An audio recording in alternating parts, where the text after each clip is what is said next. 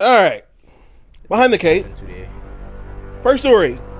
Since we like to talk about Mario Brothers on this segment, Super Mario Brothers movie has become the fourth highest grossing animated film, which is nuts. That's high. Crazy. It's already past the billion mark. It's approaching 1.5, I think. When your kids go back to school this fall, expect them to be buying all type of Super Mario stuff: notebooks, pencils, folders, book bags, shirts, shoes, lunch boxes. Especially since there isn't all over the department stores. There isn't any other animated film coming out before back to school time. Yeah. They've got the market covered. You know, there might be some Super Mario costumes this October. Oh yeah. Oh man, it's gonna be a Super Mario Blitz. Now there might be some Guardians. There might be some maybe even Flash, depending on how that performs. But yeah, as far Mario's as animated, Mario's going to merchandising space. They're going to dominate. Yeah, for dominate. Sure. It's gonna be something to see for sure. It's not a bad bag to have, but.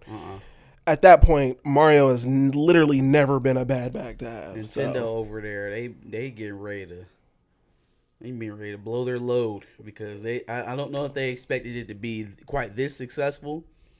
And this smells of franchise, right? This smells of building block or stepping off point into something bigger. So shout out to Nintendo. For Hell, sure. if I was them, I would have had a game ready to go. I would have had a new Mario Kart or at least announce that one is in development because you know it is, right? Like you know, for the Switch generation, there's definitely a new Mario game coming out. Yeah. I would have announced after the first or second weekend, like, yes, there's a new Mario game in development. You know what I mean? Yeah, hell Something yeah. like that. We could have just had one conversation on it. It's in development. Yeah, no, I'm definitely finding any way to keep continuing to milk this cash cow. Yeah, for sure. All right, moving on to DC, unless you had any Star Wars news. Nah, holding more on Kathleen to what you Kennedy got. Madness over there. I want to see what's actually going to happen out of Lucasfilm. There's way too much going on, and at this point, I realize that at least half of it is probably coming from Lucasfilm to throw people off. So I'm not going to peddle it too much because now that everybody's caught up to what I was talking about months ago, the story's bouncing all over the place. Now, certain people are saying that there's actually a Luke series going on, which I believe is actual horseshit. I don't believe that that's actually happening. In any case, there's a lot of conflicting information bouncing around. I'd like to just let it play out. The one thing that does seem that we had on the nose is that Yahya was supposed to be in that Star Wars movie. Which it seems like he is according to Jeff Snyder, he is no longer involved in now that Charbet Chinoy is directing. All right, Superman Legacy apparently starts recording in 2024. It's said to include Crypto the dog. I guess is going to be in the movie. But there has been a ton of casting news for who's going to play Superman, obviously, but then also possibly Lex Luthor as well. But that's not the biggest casting news. It seems that James Gunn is out here saying that somebody from the Guardians cast is going to end up in Superman Legacy. And everybody's pondering on whether it'll be Chris Pratt or whether it'll be, somebody else from the Guardians. Zoe and it's would very love to play obvious. Lois. Huh? Yeah, well, that's crazy. It's very obvious that it's his brother. Sure. It's so clear. Zoe could be vying to play Lois. It's her dream role. Unless he says there's multiple characters from that cast, it's his brother. I'm pretty sure it's his brother. It's his brother. I'm pretty sure it's his brother. Like, I don't even know why we're second guessing that. Unless there's like a villain role of some sort for Batista to play. I don't really see it being that. That'd be pretty good for Batista. Batista is Lex Luthor? The black version, the Superman, the Justice League version, Justice League Unlimited, that version of Lex Luthor, the like kind of tan one. Yikes. Batista is Superman. No. Batista for Superman 2024. That's not going to happen. But him as Lex Luthor, I could buy. I think I could buy that. But yeah, no, the one that he's alluding to is absolutely Baby Bro, for sure. That's going to happen. His brother already has a role in the new DC universe. Oh, in DC. So it's him. There was a list of actors for Superman, but I didn't know any of them. And so I didn't know if you wanted to actually Name some faces, please.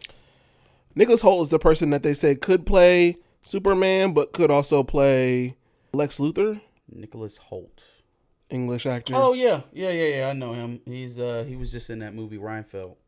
He was also in that Warm Bodies movie about the zombies. Clark Kent. See, that one kind of feels like Will Poulter as Adam Warlock. Like, if he doesn't open his mouth and you just look at his face, you can kind of see it. But then when he starts talking, it's like, that's not Clark Kent. That's not Clark Kent. So maybe Lex Luthor, if we're, still doing the Andy Samberg thing. Yeah. Not Andy Samberg. What is American Ultra? Now You See Me. He played Lex Luthor. Oh, no, his name is Jesse Eichenberg. There you go. No, I don't know if it's Jesse Eichenberg. That is your linebacker. Eichenberg. No, that's Tommy Eichenberg. Oh, God that's damn it. Tommy Eichenberg. Jesse Eisenberg. Eisenberg. There you go. Jesse Eisenberg. If we're still going with that kind of version of Lex, maybe.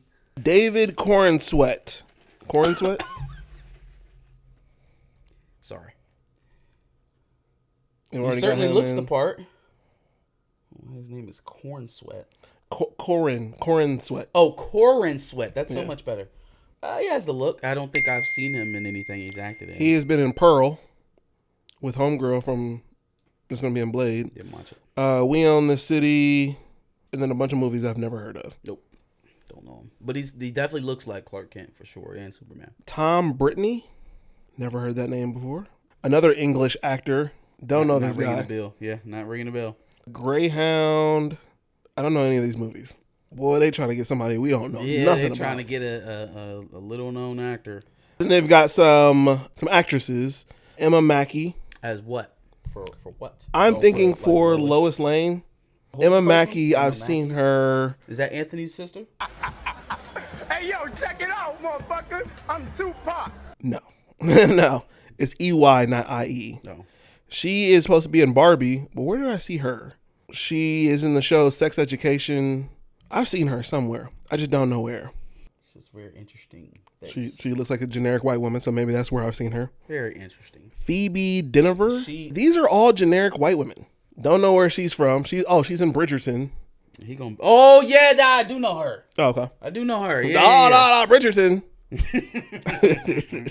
She was Reggae Page, Rajon Page. Whatever. Call him Reggae Page. Reggae. That is not his name. Reggae. Reggae Page.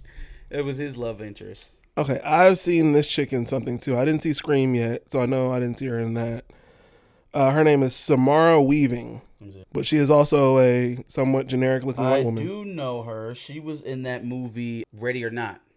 She wasn't Ready or Not. She was in that movie Ready or Not, which was an awesome movie. She was pretty good. She also is in Chevalier. What is that? Oh, yeah, the movie. Okay, the dude from Loose. And 3 Billboards Outside Ebbing, Missouri. They got nominated. And the last one I have here is Rachel Brosnahan. Y'all got some names on y'all. Got some names on him. Rachel Brosnahan, another generic-looking white woman who's not blonde this time. She is from The Marvelous Mrs. Maisel, House of Cards, The Blacklist. Let me see her face again. So, obviously not going for big-name stars. He's trying to make one. Which is fine. I'm cool with that. I think that makes sense considering he's already gotten rid of Henry Cavill, so... Yeah, built somebody up. Yeah. But, man, that just means the story has to be that much better because you're not going to have star power to lean on. Literally everything is going to be on the back of his pen, which, I mean, this is really one of those prove it moments. I admire the type of moxie and the type of risk he's taken. Going younger, involving crypto in the first movie. Are you like, what are you doing, dog? But again, no pun he's going to live and die by his sword, which whether I agree with it or not, I kind of have to respect it because, he's sticking with his convictions. But the good thing he has is he went out on top with Guardians of the Galaxy 3. In Marvel, yeah, for sure. So, yeah. we'll see how that works out for him. Guardians 3 is probably the shining achievement for Marvel in the next 2 years, I would say. So then leading that into his DC universe is it's probably good for him, Pretty good, at least. Yep. Pretty good reputation builder. Yeah. Going into Disney and Marvel, the first thing we've got to discuss is the fact that Disney has lost 4 million subs in quarter two, apparently so far, and also will eventually merge with Hulu by the end of 2023. So which, let's be honest for a second, right? Like, no, that's fucking terrible. And in the context of how much money Disney's been losing year over year here post pandemic, that's fucking terrible. But let's be honest about the streaming industry, right? Actually, I don't know where he was at, but I seen Snoop Dogg kind of like randomly go on this diatribe about streams and how artists and the writers and everybody else is not getting paid because of this new industry that's being created.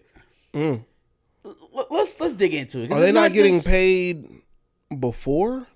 Are they not getting like a large sum to make? Or once they create it, they're probably getting paid from the streaming service.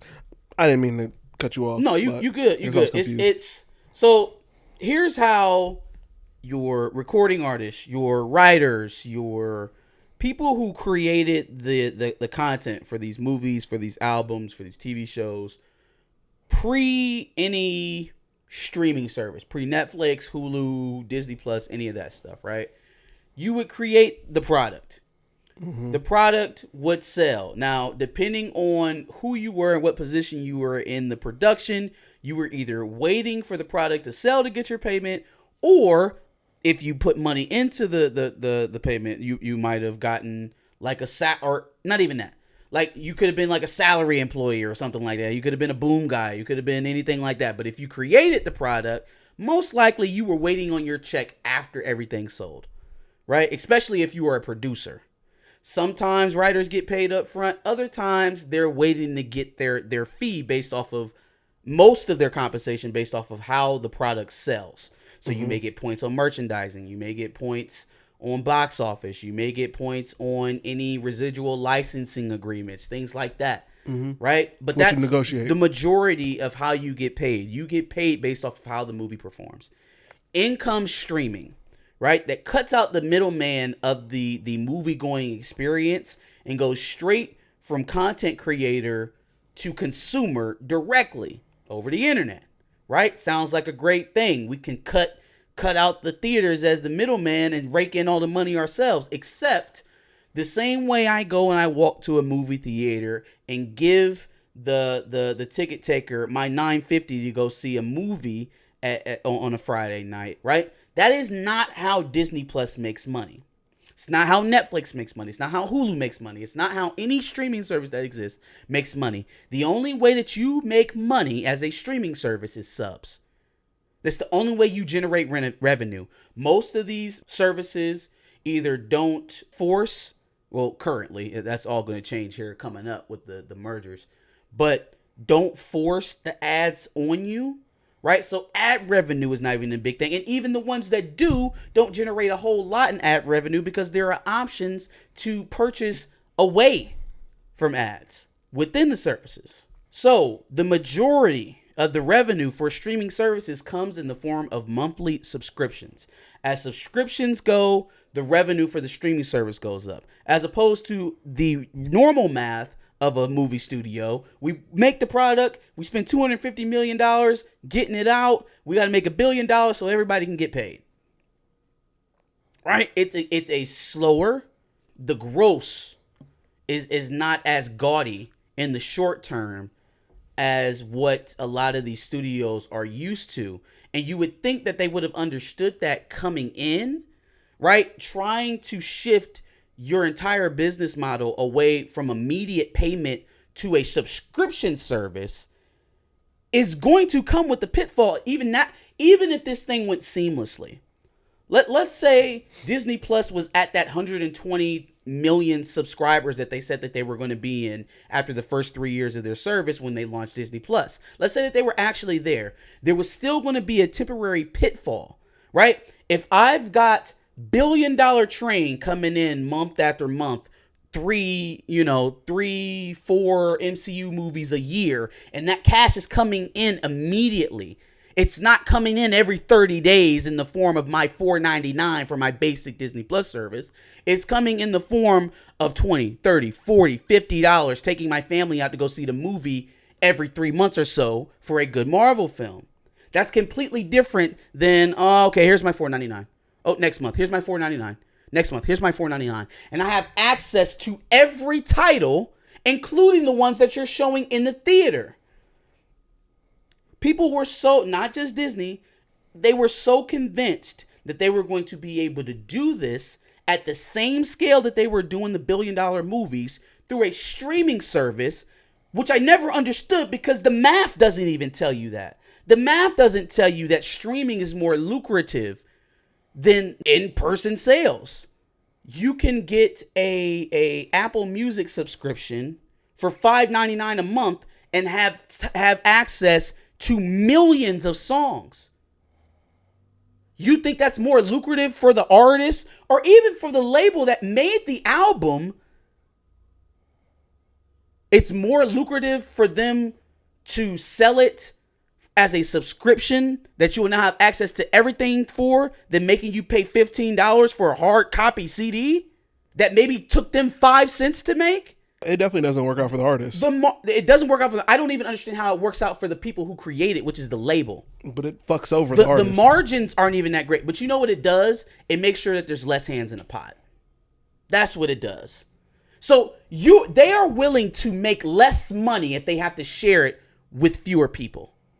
That is American capitalism at its best. Because people are so convinced that capitalism is just make as much money as you can. No, capitalism is keep as much money as you possibly can to yourself. Keep as few people away from the money as you keep as little people around the money as you possibly can. That is the idea of American capitalism. Not everybody gets you a piece and ascend. Bullshit. They are willing to take in a lower gross so that they don't have to split it with as many people. They will literally make less money so that they don't have to divvy it up with distributors or theaters. And so now Netflix 2 years ago was just in a position where one show that streamed for 7 weeks kept their entire business alive. It's not just Disney Plus. HBO Max, in terms of subscribership, was behind Disney Plus. It's not particularly just a Disney thing in terms of streaming. It's not even just a television or movie thing. The industry of streaming is so undefined in its current state that not only are the artists, the actors, the creators being undervalued, but the companies themselves are not reaping as much benefit from these high ticket products that they're putting out because you don't see the immediate value when you push it primarily to streaming services. That's all fair, but how does the consumer go back from all of this when this is a lot more convenient? In terms of how they sell you things, I mean, the only thing you can do is respond with your dollar, and I think that's what has happened. Yeah. So now it's up to the industry, it's up to the businesses to either change to fit what the market wants, what they're used to, how far we can push them into a new industry, right? How far we can push them towards what we want them to do versus what they want to do, and adjust. And if they don't, they'll sink. Well, I guess my issue is, okay, so the problem with Disney is that it's not very cost effective to keep making a ton of content for their app. At the same time, the biggest problem is that, I was going to say, is that the consumer is probably demanding more content, being that, we've only gotten we're only getting 2 Marvel shows, for example. But I'm very sure that we would want one for at least one every quarter. Talking about this year. Yeah. But I'm sure we would want one at least once every quarter. So I don't think you need to assembly line it quite like that. What should be the focus is maybe the quality of the things that you are putting out, so that maybe it has some rewatch value, so that maybe people will come back and watch it after the initial watch. That's fair. Right? That was never an issue for Marvel pre-Disney Plus. It was never an issue to get people to revisit something young. Even the Marvel TV stuff before that was dissolved. Your Jessica Jones, your Luke Cage, your Daredevil, your Punisher. Notice I left somebody out of that purposefully. But that stuff had rewatch value. The movies had rewatch value. Agents of S.H.I.E.L.D. stayed on Netflix, I think, until last spring. That stuff had rewatch value. The Marvel brand has never had a problem with getting people to watch their stuff over and over and over and over again. Do you know how many times I've seen Iron Man 1? You know how many times I've seen Edward Norton's Incredible Hulk? Make good shit. People will watch it over and over and over again. That's a fact. All right. Aladdin dude. Yikes. Mina Masood. Do the best you can, brother. Mina Masood, Aladdin star, had some thoughts on The Little Mermaid that he decided to share on Twitter. What are your thoughts, being that you sent me said tweet? Yeah, I mean, first of all, he's definitely butthurt. I mean, that's obviously well. enough. I mean, he hasn't had a major role since Aladdin. So yeah, and Aladdin, I think outside of Lion King, was probably their most successful live action remake. Yeah, and it hasn't gotten a sequel as of yet. And he chose to use Little Mermaid to try to bring light to that and highlight maybe some of the reasons why that is and why that's not happening. That's the part that made me sour on it, is that he had to do it at the Little Mermaid's expense. You know, if you have a problem with how Disney has handled you and your production, you know, after everything laid out, you made them all that money. I tend to would lead on your side, especially if you're getting to what I think you're getting to, which is it doesn't really seem like Disney has a place for young boys at this current moment. And that may be part of some of their issues that they're having with some of their brands. There isn't really a brand under the Disney umbrella right now that is decidedly marketed towards young males. So that is that's one way to go, and that sounds pretty accurate, and I would probably be on your side, except you wanted to throw old girl and her production under the bus to try to get there. Oh, well, this Little Mermaid woke shit. You know what I'm saying? That's what it felt like. Yeah. And so you People didn't have to go do back that. and rewatch it, but it'll probably get a sequel. You literally could have just came out and said Aladdin had two strong male leads. It was a very popular film. Disney needs more of this of targeted towards this demographic in terms of titles. I would love for Aladdin 2 to be part of that. Why you didn't even need to involve anybody else's production to say that, fam. You, just like the racist YouTubers who can't get woke out of their mouth, needed to put the black girl in the black production, the somewhat black production. Let's not go that far. Yeah. In the line of fire to validate yourself, and that's weak. You didn't have to do that. Stand on your own 2 feet and tell people what you mean. The same way I'm talking to Nerdonic and damn Tyrone Magnus and all of you fools who can't just say Marvel is telling bad stories. They are skewing the male-female dynamic so hard towards the females that it's off-putting males, and leave it at that. No, what you gotta do? Woke! Oh, black woman gay, woke! Yikes. Yeah. You know what I'm saying? And maybe that is what you mean. Maybe you don't mean what I mean. Mm-hmm. You feel me? Maybe you literally can't articulate anything other than woke, and that's why it's such a perfect, fitting word for you. But I don't like when people go for the lowbrow because they don't want to over-explain themselves. No, tell me exactly what you mean. Yeah. Don't leave any room for interpretation. Don't dog whistle. Don't just lob it up to people that you know are going to take it for the sake of they're just hateful people. Mm-hmm. Don't do that. Be dutiful with your words. Say what it is you mean. Otherwise, I'm going to lump you right in the box with the mother niggas. Yeah.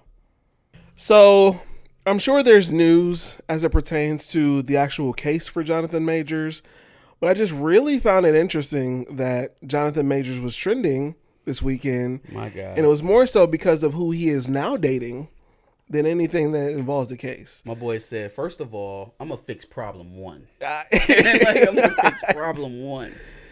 Yeah, no, he went and found as far as I'm concerned, the black woman to date. Look, man. First of all, getting Megan Good is a come up. Agreed. That's a come up. Do you understand that when Jonathan Majors was watching Megan Good on Cousin Skeeter and then Biker Boys and then Waist Deep, that he was like in his late teen, he was like early to mid teens, like, y'all don't, oh my goodness, oh my God.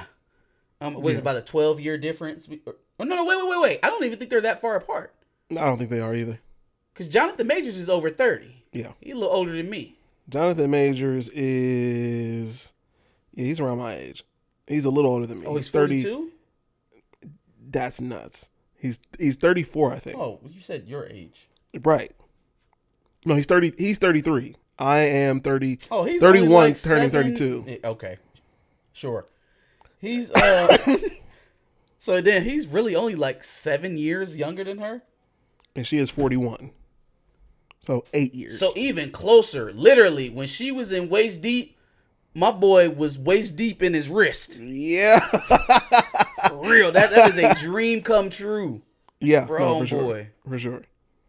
In fact, you were talking about Jonathan Majors, and I'm like, no, that's me.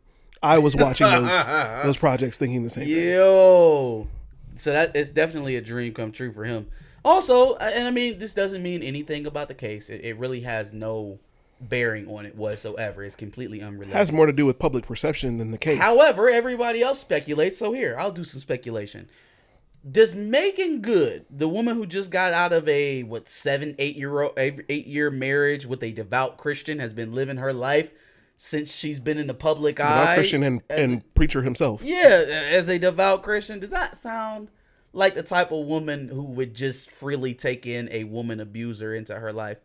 I'm just saying. Nah. I mean, you can't have it both ways. You can't sit up here and be like, "Oh, I like Megan Good. I think she's a good person," and then think that Jonathan Majors is a complete piece of POS, but yet she chose him. Maybe, I don't know. According to TMZ. It's a whole bunch of speculation in all of this. But if you respect and revere Megan Good, then maybe trust her judgment. That's all I'm saying. Also,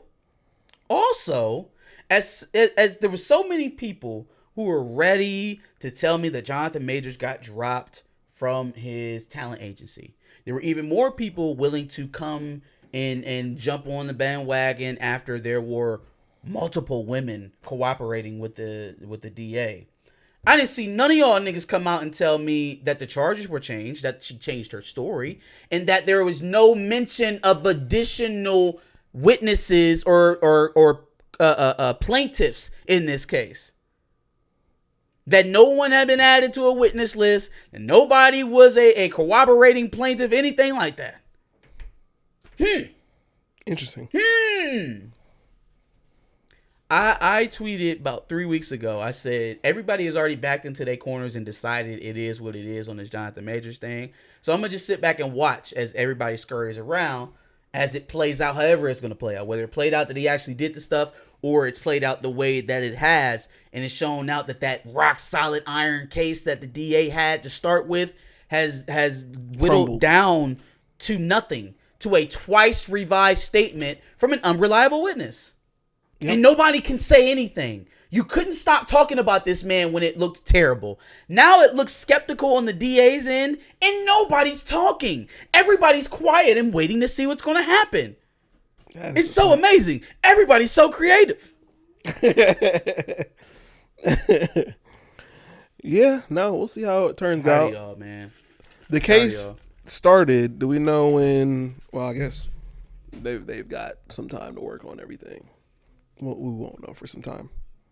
Yeah, no. So they've got they have another hearing at the end of the month. Okay. Yeah, they got another hearing at the end of the month that he has to appear for. I'm thinking he didn't appear for this last one because he didn't want to get marched out in front of paparazzi and all this other stuff. Oh, sure. I wouldn't either. If he didn't have to, let's avoid that as long as we possibly can. Absolutely. All right. I think we got some quick ones from here on out. Loki season 2. Speaking of Jonathan Majors, is supposedly going to be hit Disney Plus in October. So that pushes us back. It was supposed to come out in August. Yes. or September. I think so. Yeah, somewhere around there. So not a long delay. I think that has more to do with the writer's strike than it has to do with Jonathan Majors. Yeah, for sure. Final thing is that Guardians of the Galaxy Volume 3 has hit 500 million worldwide. It's only been out for 2 weeks. Doing work. So it's doing what it needs to, silently too. Some more of those folks who before the movie came out, oh man, Guardians is gonna be another flop. First weekend to come out, low 100 millions. Oh man, even if it was okay, they got another flop. Shout out to WDW Pro though, because dude was very pessimistic about the projections, the box office. The projections kept dropping. He said it even might be a flop. Went through the first weekend, underwhelming first weekend for what they expected. And then finally gets to the second weekend and sees it bounce back, sees that it didn't do its standard Marvel 70% drop in the second weekend. Yeah. And actually has some decent word of mouth and some decent legs. Mm-hmm. And now they're crossing 500 million worldwide. Now imagine that. At least he had the balls to come out and say that is what it is. Like, he made his prediction. He tracked the information as it came. And then when it came to something that he didn't predict it, he just told it like it was. Yeah. There's so many of you that I wish that I could just I would just create a list and just read down your names of people putting out these clickbait ass headlines. Yeah. Another Marvel flop. Guardians in the trash. Marvel in disaster. Marvel scrambling. It's like, man, can you do this shit honestly? Can any of y'all just do this shit honestly? No. Like, not being a shock jock. No. Not looking for the most hyperbolic people on the internet to play in the kiddie pool with. No. Like, could you possibly do that at all? But then these are the same people who complain about being shadow banned and all this other shit. It's like, fam, we're legitimately shadow banned. We talk about black people a little bit too much. You are shadow banned because you put out clickbait content for people that usually ends up being debunked, that you never come back and address. You rant and you rave and you scream and you say a whole bunch of stuff that's pushed one way or the other. And then when you're wrong about it, you just move on to the next thing. We're going to refer to that in W's and L's as well. Just for what it's worth. Just say stuff. Another Marvel flop. This movie done made $500 million already. 2 weeks. What are you talking about? I still remember people trying to tell me that Avatar was going to flop. Avatar 2.